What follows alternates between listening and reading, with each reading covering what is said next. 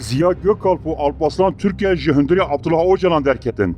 Di 20 Tîrmeha 2026 da şanda İmraliyê ya Dem Partiyê li gel Abdullah Öcalan rêberê PKK'ya hilweşiyayî ji vînek pêkanî. PKK ev hevdîtin wekî di her navberê da ji raya giştî ra wekî civînekê dîrokî pênase kir. Li gorî daxuyaniya piştî civînê hat belavkirin, di gotara Öcalan da 4 xalên sereke û berbiçav hebûn. Yek, banga 27 Şubatê berdewam dike. Ev tê wêwateyê ku di pêvajoyê da to astengiyek tune. 2. Öcalan di çerçeveya rapora Komisyona Hevgirtina Neteweyî, Biratî û Demokrasiyê ya Meclisa Mezina Tirkiyeyê da pêvajoya qanûnî û yasayî pesend dike. 3. Öcalan li şîna navê Kurdistanê têgeha Anatolya bikardîne. 4. Öcalan tespîta heke hûn Kurdan ji Tirkan veqetînin, Kurd namînin. Heke hûn Tirkan ji Kurdan veqetînin, Tirk namînin dike.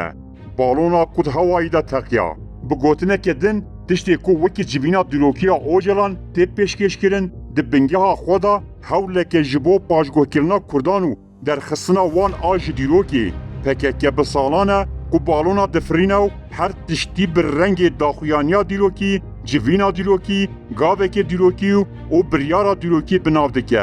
Lê di encamê de ev balon hemû di hewayî de teqiyan û vala derkeftin. Di vê civîna dawiyê ya Abdullah Öcalan da jî balon teqiya û Ziya Gökalp û Alparslan Türkeş ji hundirê wî derketin. Gelo Ziya Gökalp kî ye? Ziya Gökalp di navbera salê 1876 1924 da jiyaye. Kurdekî ji Diyarbekirê ye.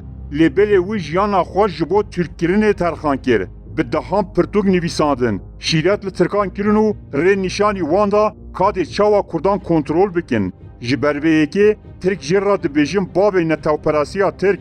Gökalp li ser Kurdan digot Kurdekî kuş Tirkan hez neke, ne Kurd e.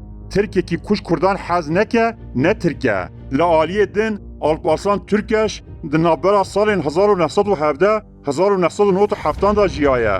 Damezrêner û serokê yekêmê Partiya Tevgera Netewperest MHP ye. û wekî başbûx yanî rêberê serekeyê îdeolojiya netewperesta Tirk tê hesibandin. Wî jî li ser Kurdan digot em biqasî ku Tirkên ew qas jî Kurdin, ew biqasî ku Kurdin ew qas jî Tirkin. Gotinên Abdullah Öcalan ên di vê civînê da tevlihevî û sentezeke ji gotinên Ziya Gökalp û Alparslan Türkeş. Gökalp û Türkeş ev gotin ji bo razîkirina Kurdan digotin da ku ew wekî sömürge yanî metînger bimînin.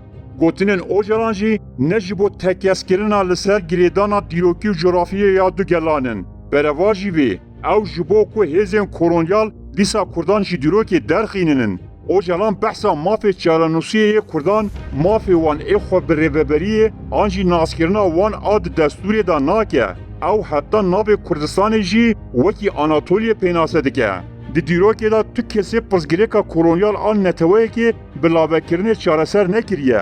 Ne Mandela, ne Gandhi, ne Ömer Muxtar, ne İrlandî û ne jî Katalana ji hêzên kolonyal lava nekirin. Lê Öcalan ne tinê lava dike. Belku di heman dem de ew hewl dide ku li ser navê hêzên kolonyal Kurdan bixapîne. Di encamê da balona Öcalan yê ku xwe wekî rêveberê gelê Kurd bi nav dike teqiya ye. Di sed sala 21 da derket holê ku di hundirê Öcalan da kesayetiyekî hevkarê dagirkeran yê ku dixwaze xelkê bixapîne heye.